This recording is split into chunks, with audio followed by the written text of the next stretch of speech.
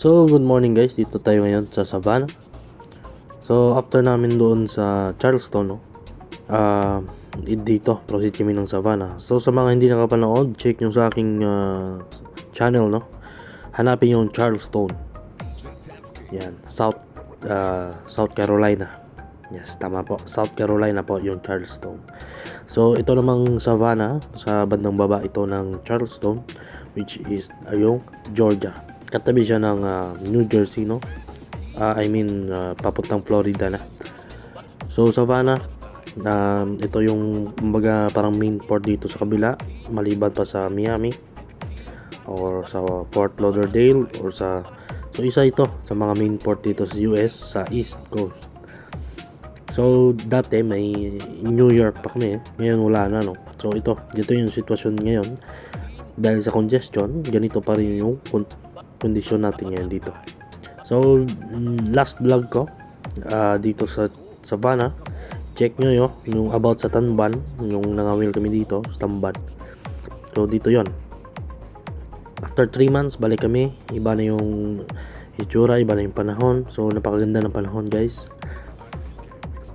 Check nyo yung Tamban, yung mukbang namin doon. Savannah din yun, guys. Ito, second vlog ko dito sa Savannah. So, check ko rin ulit sa kung nangangawil ulit sila. Ikot tayo. So, sinama ko na dito yung vlog ko doon sa pagpasok sa port. Pero actually, halos 10 days kami dito sa Anchorage. Inisa ko na lang, no? Hindi na ako masyadong nagbibideo nung time na. Ayun. Dito nga yung dalawang Oilers, no? At nangangawil pa rin sila. So, tamban pa rin, guys. Madaming tamban sa lugar na to. At tingnan nyo naman mga katabi naming barko dito, may mga OOCL, dalawa na yan, OOCL, malalaki din yan, tag 399 meters yung haba. Sabihin natin mga 100 pataas cross tonnage yan. At kumakarga yan ng mahigit kumulang mga 20,000 containers, mga 15,000 containers pataas. So, ito, napakaliwalas ng panahon.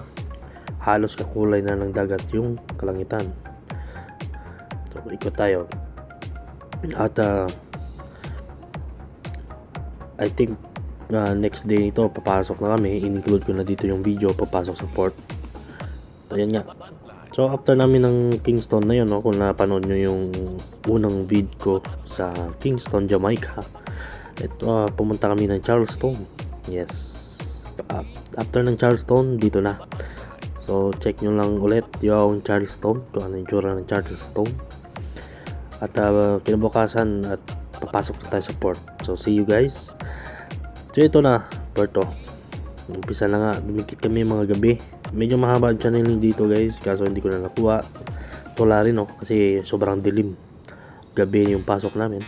So, ito duty ko lang kinabukasan ng umaga, no. Umikot ako sa Coberta. Ito yung tsura ng Savannah Port. So, stake to sila dito sa kalinisan, kaya may mga basurahan kami dito sa Cobertas, no? At tingnan nyo, napakalinis ng barko, guys. Diba? Linis. Yes, napakalinis. Yun. So, ikutin ko. Punta tayo ng forward. Check ako ng lubid, no? So, ganyan kahaba yung barko namin, guys. Napakahaba yan. Diba? Ayan. Saka ito na lang yung forward.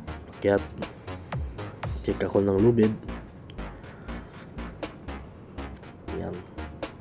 So, ito, may katabi kaming barko, no? Kasama din namin to sa Anchorage. Ito sa harap namin, no? Hapag-Lloyd to, guys, sa harap. So, ganito lang yung port ng Savannah, no? Nasa ilog to, guys, no? Nasa ilog. Tingnan nyo yung kabila, no? Pang na yung sa kabila. So, ganun pa rin yung forward natin, di pa rin nami-maintain. At darating yung araw na mga mababago natin. So, ayan, na maliit lang siya kasi ilog, pero kasi yung malalaking barko dito. At malulupit yung mga pilots dito, no, na nagpapapasok ng mga barko dito. Kasi halos hindi yan makaliko yung barko dito kung totoo siya, no. dire-diretso lang, kaya parang pumasok lang din sa Suez Canal o di sa Panama Canal. napakanipis sa mga waterways, kumbaga waterways. So ayun, tuloy-tuloy yung kargada. Discharging pa rin, hintayin namin mag-loading. So after namin ng Savannah, punta tayo ng Wilmington. So aakyat tayo guys, at doon tingnan natin kung anong plastada doon. So ngayon malamig na dito, no, sa Savannah. Maabot tayo dito ng -20. Hindi pa naman, mga positive pa lang, pero malamig na. So ito, punta ako sa kabilang side at check din ako dito, baka may mga kakaibang bagay dito sa kabila, sa seasides. Kung napansin nyo, sa kabila nina yung port, no? So tuloy-tuloy na sila sa kargada, no? So papunta ng Pupa naman, dito ako dadaan sa seaside para ma-check ko rin kung may mga kakaibang nangyari dito. So ito, malawak na area, dito lang sila umiikot, no? Yung mga barkong malalaki na to. Tingnan mo, yung mga ACGM na yan, malalaki yan. So, kami, sakto lang, no? Nasa mid-size container ship. Sa kwan kami, nasa 90,000.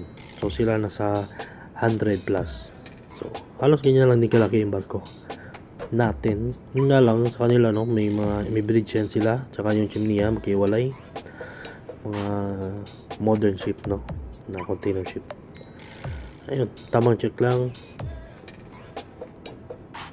Ayan, okay pa naman yung off natin. Siyempre medyo matagal-tagal na hindi na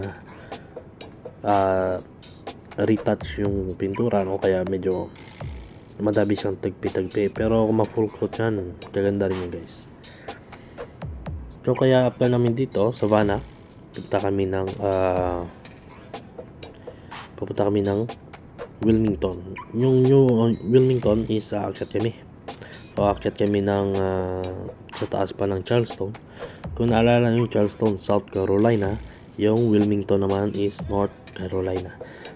So maraming salamat sa lahat ng mga nanonood sa aking vlog. See you na lang. Huwag kalimutan share, like, tsaka push mo yung notification button para maging updated ka sa next videos. Okay, adios amigos, arriba.